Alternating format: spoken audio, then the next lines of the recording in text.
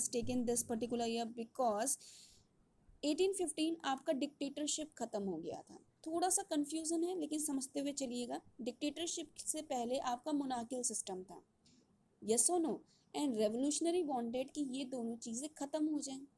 तो अब शुरुआत देखो बेटा कैसी हो रही है। 1806 से शुरू हुआ आपका मोनार्कियल सिस्टम, खत्म होते होते 1815 में आपका मोनार्कियल सिस्टम भी खत्म हो गया। उसके बाद आपके लिबरल्स आए, उसके बाद आपके रेडिकल्स आए, उसके बाद आपके आए कंजर्वेटिव्स। कंजर्वेटिव्स के बाद भी क्या हुआ, फिर से मोनार्कियल सिस्टम, फिर से डिक्टेटर सिस्टम चल रहा था।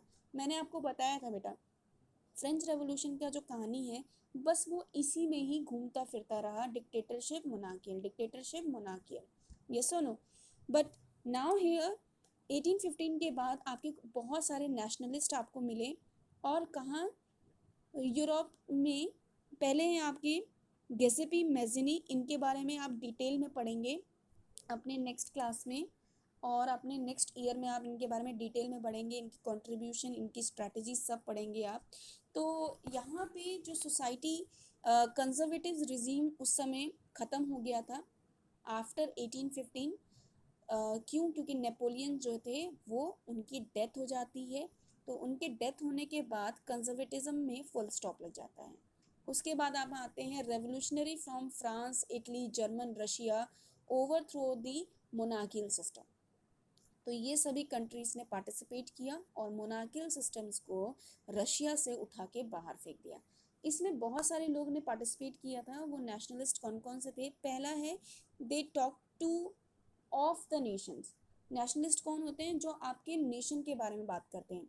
इंडिया में जैसे आपके महात्मा गांधी हुए, हम उन्हें नेशनलिस्ट कहते हैं। और भी बहुत सारे लोग हैं जो हमारे नेशन के बारे में सोचते हैं, नेशन के लिए सब कुछ करते हैं। They are known as nationalist, okay.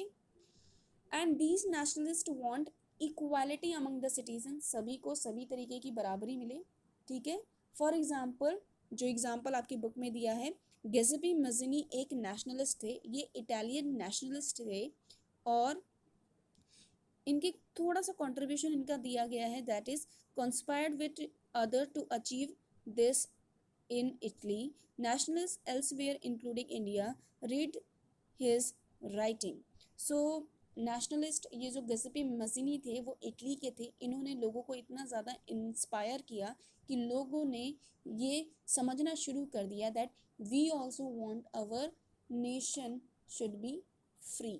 So this is all the topic which I have teach you today.